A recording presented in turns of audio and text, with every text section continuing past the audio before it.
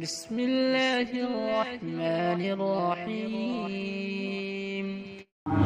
نقیب ہندوستان حضرت مولانا غلام مصطفیٰ صاحب قاسمی دامت برکاتہ العالیہ امام و خطیب جامع مسجد براکر، جو ہم سب کے علاقے کے ہیں اور ہم سب کے علاقے کے ہیں اور ہم سب کے رفیق کے ہیں، دوست بھی ہیں اور ایک ساتھ میں پڑھے ہوئے بھی ہیں ہمارے ساتھ میں، تو میں ان سے گزارش کرتا ہوں کہ آج کے مہمان خصوصی ہیں، میں حضرت والا سے گزارش کرتا ہوں کہ وہ آئے اور جو ہے اپنے پرلفظ خطاب سے ہم سامعین کو محفوظ فرمائیں۔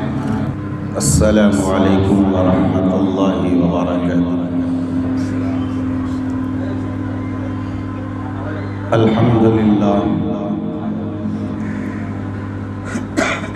للہ رب العالمین، والصلاة والسلام على سید المرسلین، اما بعد، اعوذ باللہ من الشیطان الرجیم، بسم اللہ الرحمن الرحیم، اقرأ باسم ربک الذی خلق، خلق الانسان من علق،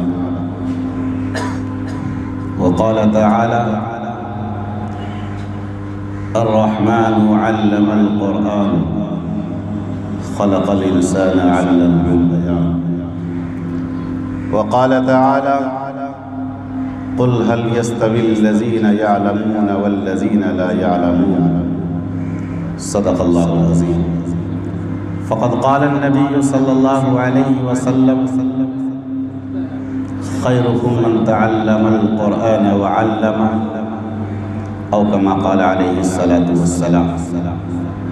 إن الله وملائكته يصلون على النبي يا أيها الذين آمنوا صلوا عليه وسلموا تسليما۔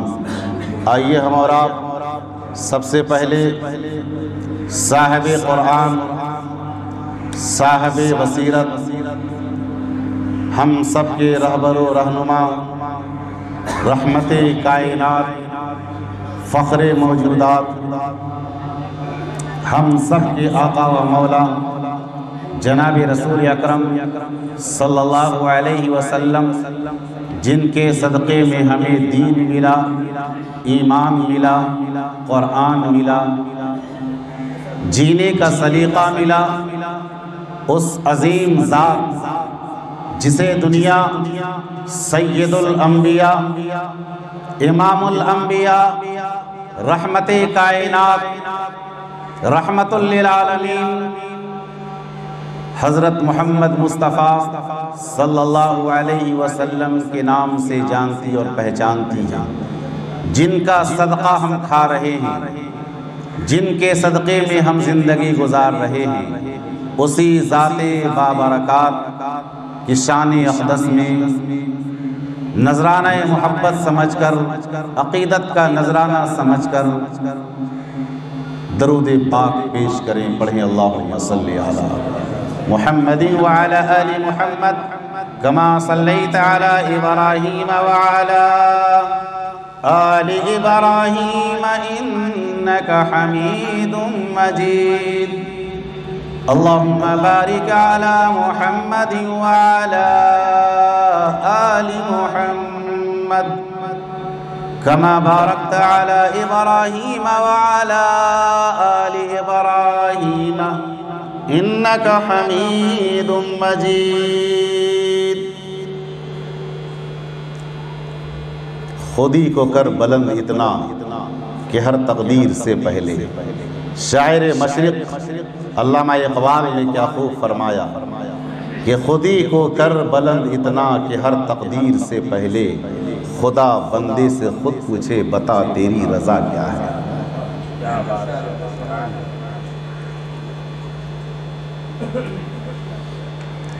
ہے قول محمد، ہے قول خدا، ارشاد نبی، فرمان نہ بدلا جائے گا۔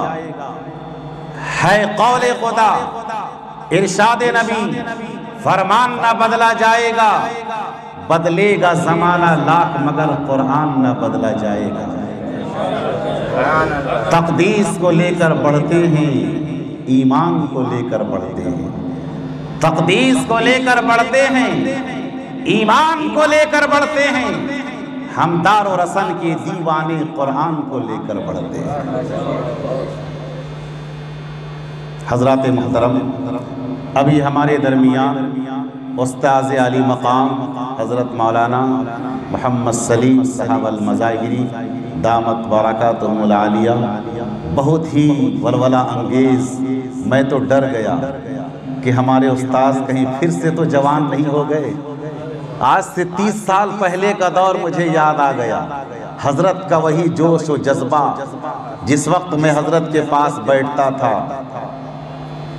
اس کے بعد ابھی ہمارے درمیان حضرت مولانا رفیق محترم عبدالرزاق صاحب ندوی دامت برکاتہم بہت ہی پرمغز اور واعظانہ انداز میں قیمتی باتوں سے سرفراز فرما رہے تھے۔ اب آئیے میں چلتے چلاتے اپنے استاذ علی مقام اور خصوصی طور پر صدر باوقار جن کے دستے تربیت کا نتیجہ ہے کہ آج حضرت آپ کے شانہ بشانہ ہے، آج آپ کے سامنے حضرت کے سامنے بیٹھنے کی لب کشائی کرنے کی ہمت و جرأت ہو رہی ہے۔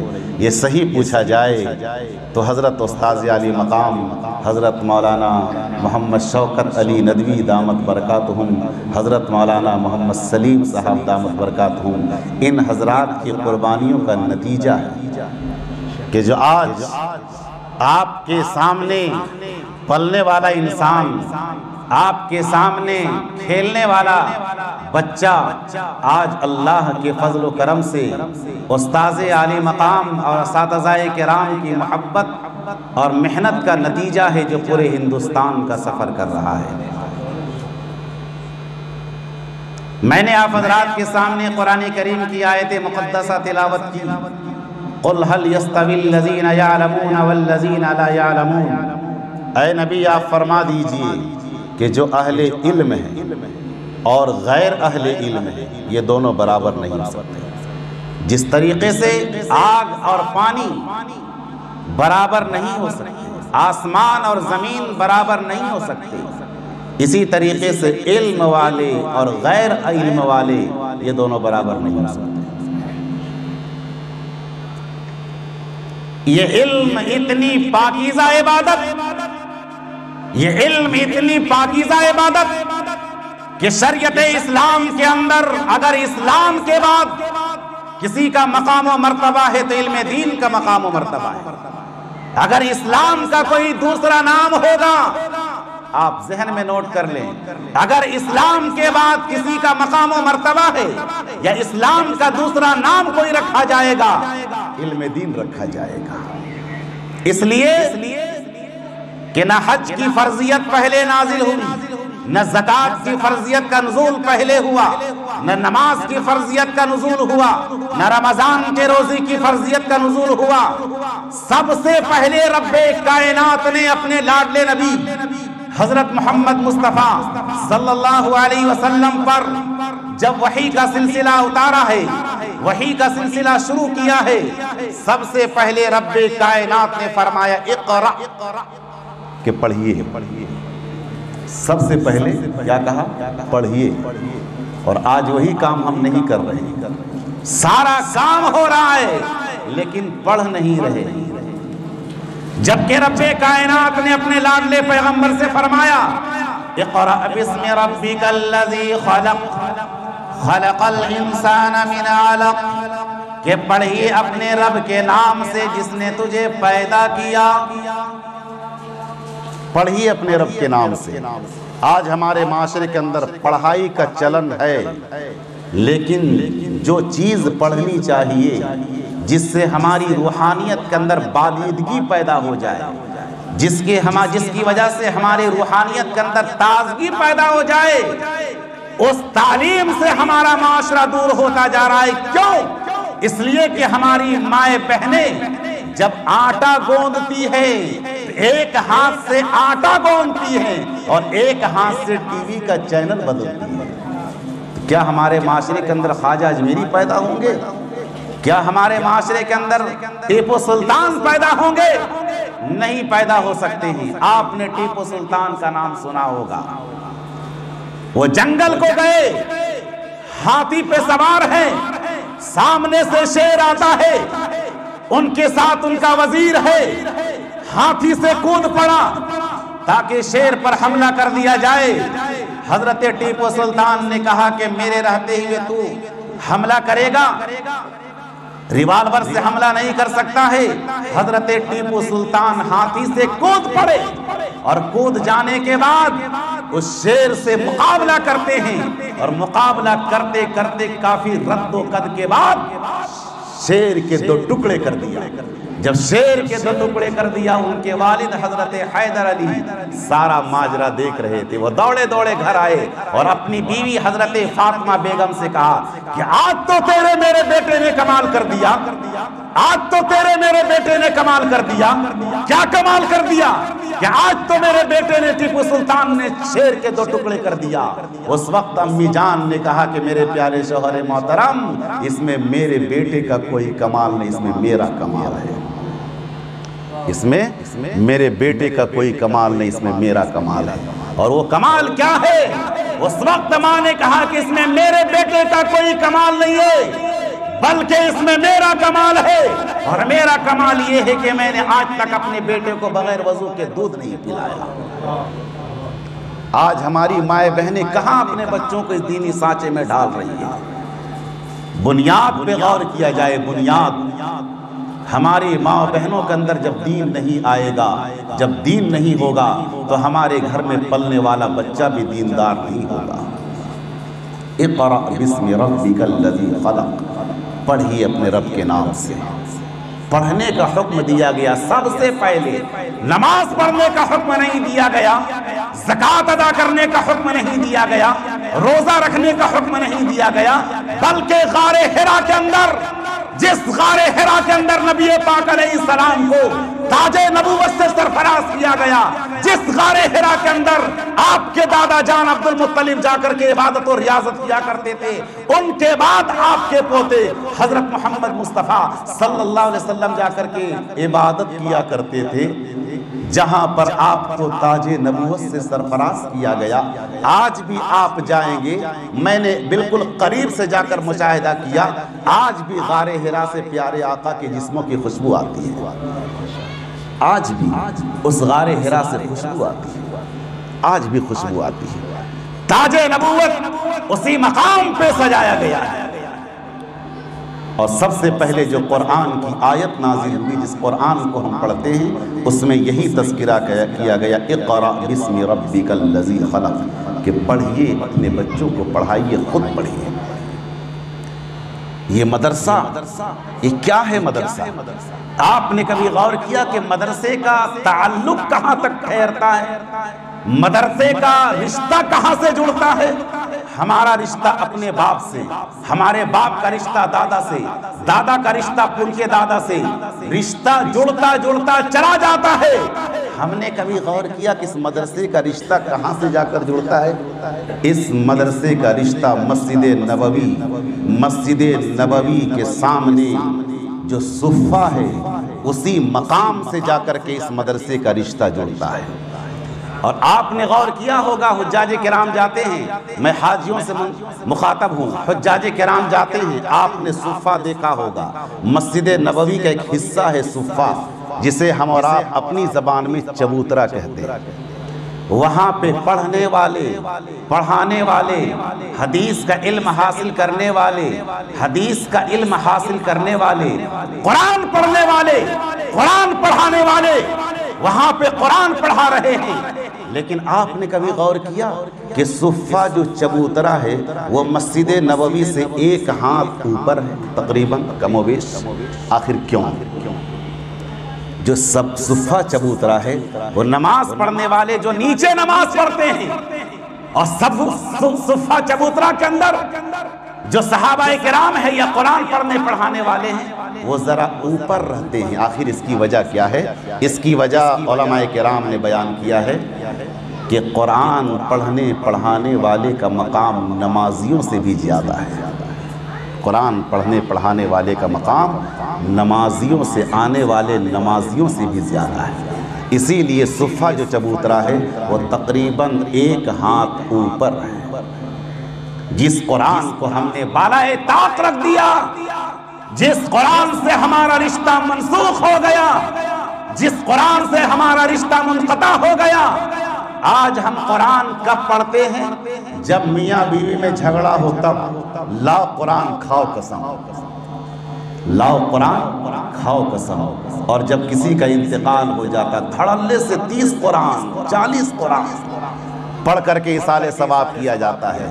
لیکن ہم نے قرآن کی حقانیت کو نہیں پہچانا، قرآن کے فیض کو نہیں جانا، وہ قرآن کے جس قرآن کے متعلق سرور کونین امام کائنات فخر موجودات حضرت محمد مصطفیٰ صلی اللہ علیہ وسلم نے ارشاد فرمایا کہ جس نے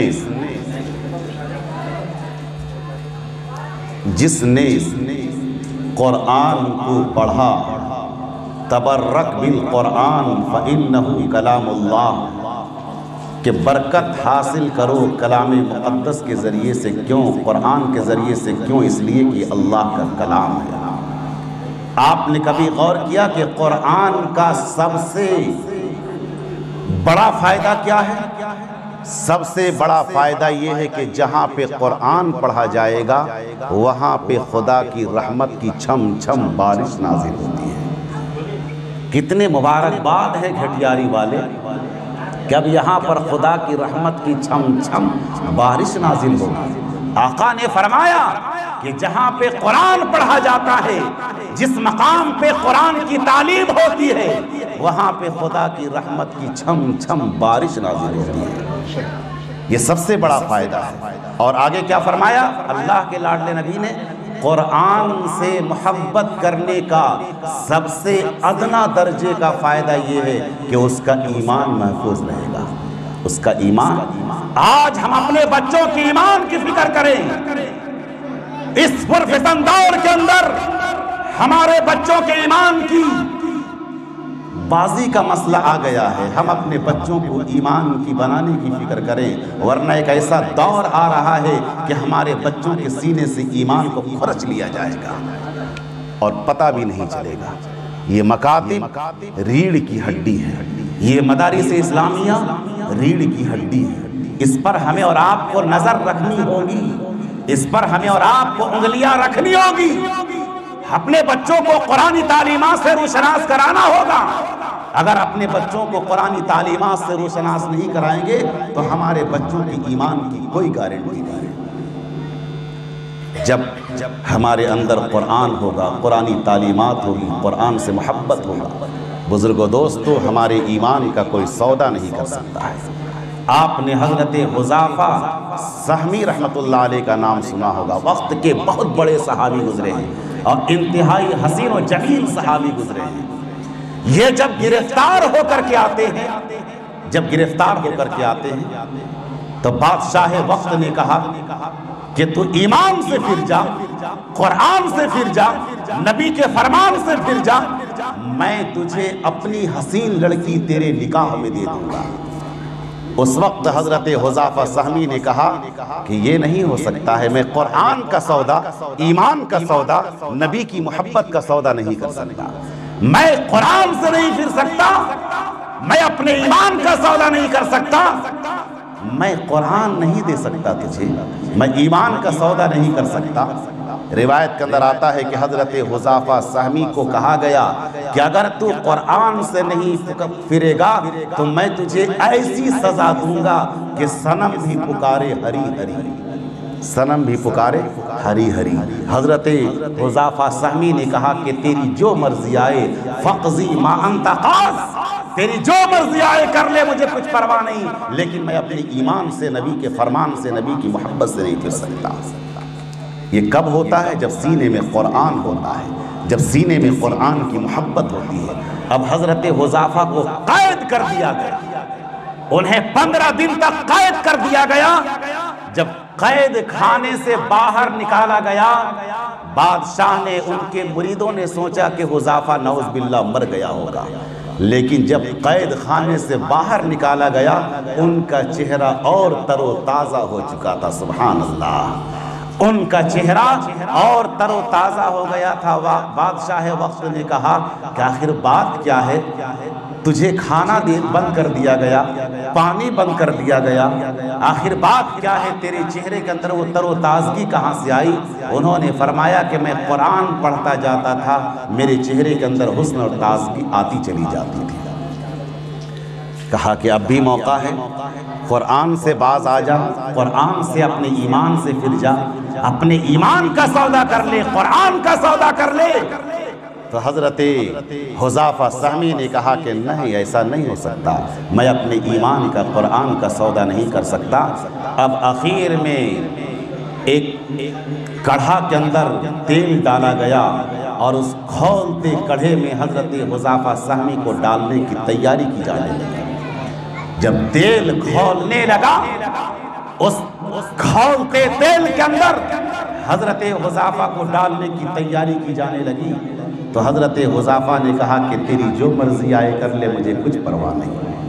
اس کھولتے تیل کے اندر حضرت حذیفہ سہمی کو ڈال دیا گیا، حضرت حذیفہ کو ڈال دیا گیا کھولتے تیل کے اندر. اب بادشاہ وقت کہنے لگا کہ حذیفہ جل گیا ہوگا، پک گیا ہوگا، ختم ہو گیا ہوگا، لیکن اسے یہ نہیں پتا کہ ایمان کی اور قرآن کی کیا طاقت ہوتی ہے. اسے یہ نہیں پتا تھا کہ ایمان کی اور قرآن کی کیا طاقت ہو سکتی ہے. ساری دنیا مل جائے لیکن ایمان اور قرآن کی طاقت کا مقابلہ کوئی نہیں کر سکتا ہے. دشمن یہ سوچ رہا تھا، بادشاہ وقت یہ سمجھ رہا تھا کہ حذیفہ جل گیا ہوگا، بھسم ہو گیا ہوگا، کباب بن گیا ہوگا. لیکن تھوڑی دیر کے بعد اسی کھولتے تیل سے حضرت حذیفہ قرآن کی آیت تلاوت کرتے ہوئے نکلتے ہیں. ان ھذا القرآن یہدی للتی ہی اقوم اشہد ان لا الہ الا اللہ واشہد ان محمد رسول اللہ. اس کھولتے تیل سے قرآن پڑھتے ہوئے حضرت حذیفہ جب نکلتے ہیں، اس منظر کو دیکھ کر کے 25,000 کافروں نے ایمان قبول کر لیا. اس منظر کو دیکھ کر کے 25,000 کافروں نے ایمان قبول کر لیا. یہ کب ہوتا ہے؟ جب سینے میں قرآن ہوتا ہے، جب سینے کے اندر قرآن کی محبت ہوتی ہے، جب سینے کے اندر نبی کی محبت ہوتی ہے، تب دنیا کی کوئی طاقت ہمیں اور آپ کو، ہمارے بچوں کو زیر نہیں کر سکتی ہے. اس لیے بزرگوں دوستو، ہم اپنے بچوں کو قرآن کی تعلیمات سے روشناس کرائیں، اپنے بچوں کو قرآن کی تعلیمات سے آگاہی کرائیں.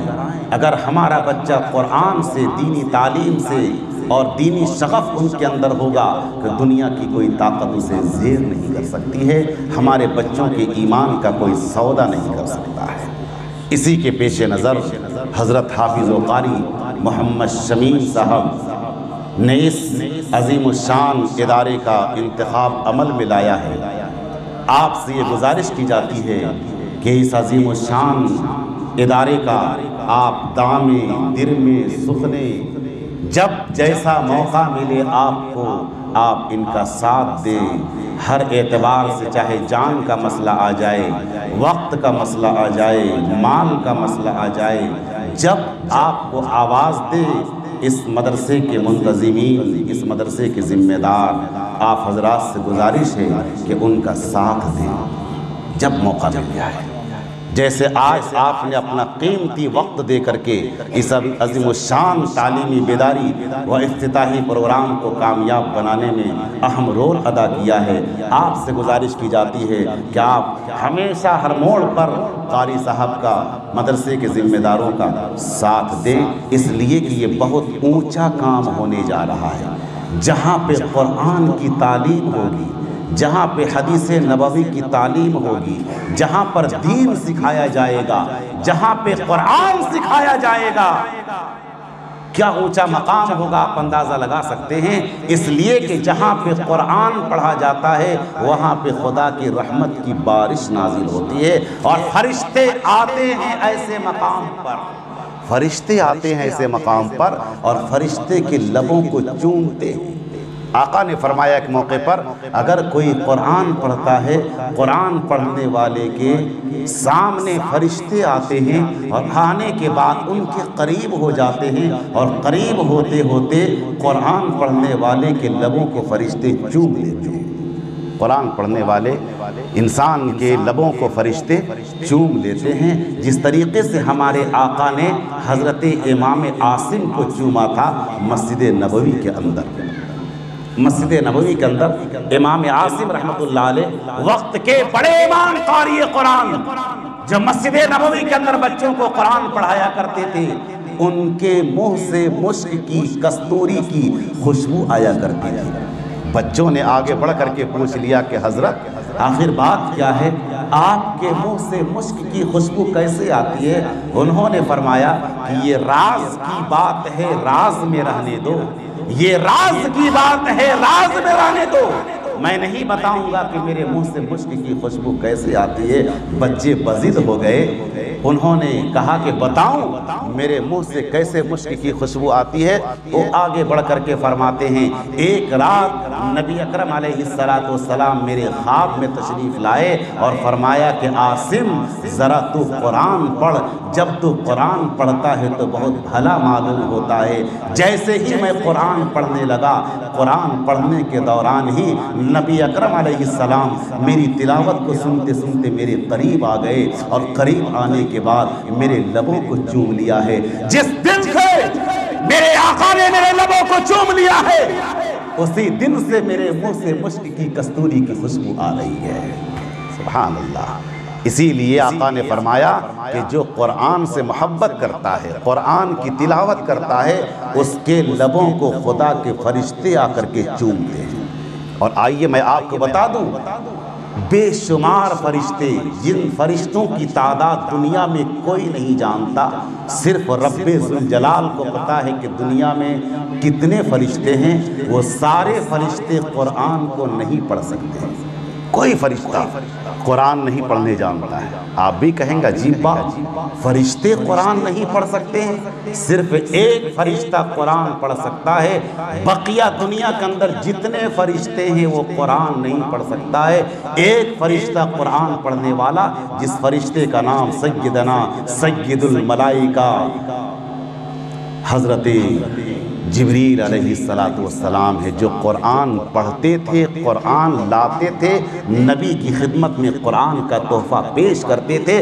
صرف حضرت جبریل علیہ السلام قرآن پڑھنے والے ہیں، بقیہ کوئی بھی فرشتہ قرآن نہیں پڑھ سکتا ہے۔ یہ تمغہ ملا ہے، یہ امتیاز ملا ہے، یہ مقام ملا ہے امت محمدیہ کو کہ قرآن پڑھتا بھی ہے، قرآن سمجھتا بھی ہے، اور قرآن پر عمل بھی کرتا ہے۔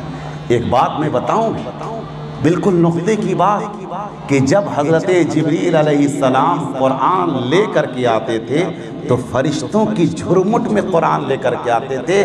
آتے آتے قرآن لے کر کے آتے آتے حضرت سید الملائکہ حضرت جبریل علیہ السلام کے اندر غنودگی آتی اور آتے آتے بے ہوش ہونے لگتے۔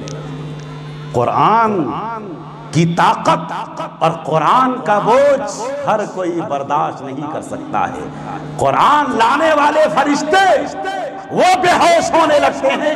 آپ اندازہ لگا سکتے ہیں کہ قرآن کتنی عظیم الشان کتاب ہے۔ وہ قرآن لائق تعظیم و حرمت، اس لیے قرآن ہے خالق ارض و سما کا آخری فرمان ہے۔ اس صحیفے کی صحیفوں میں الگ ہی شان ہے، اس کے ایک ایک لفظ میں عرفان ہی عرفان ہے۔ وہ قرآن، آپ صحابہ کرام کی تاریخ کا مطالعہ کر لیجئے، آپ کو مجبور ہو کر کے یہ فیصلہ کرنا پڑے گا۔ حضرت ابوبکر کو صدیق بنایا تو قرآن کی برکت نے، حضرت عمر کو فاروق بنایا تو قرآن کی برکت نے، حضرت عثمان کو ذی النورین بنایا تو قرآن کی برکت نے، حضرت علی کو حیدر کرار بنایا تو قرآن کی برکت نے، حضرت زبیر کو زہد و تقوی کا اعلیٰ معیار عطا کیا تو قرآن کی برکت نے۔ الغرض جتنے بھی اکابر و اصاغر صحابہ کرام ہیں ان کو معظم و محترم بنایا تو قرآن کی برکت نے۔ اسی کو علامہ اقبال نے کیا خوب فرمایا، وہ زمانے میں معزز تھے مسلمان ہو کر، اور آج ہم خوار ہوئے تاریخ قرآن ہو کر۔ آج ہم خار ہوئے تاریخ قرآن ہو کر بزرگوں دوستو ہم قرآن سے محبت کریں۔ اس مدرسے میں کیا پڑھایا جاتا ہے؟ قرآن سے رشتہ مضبوط کیا جاتا ہے، حدیث نبوی سے رشتہ استوار کیا جاتا ہے۔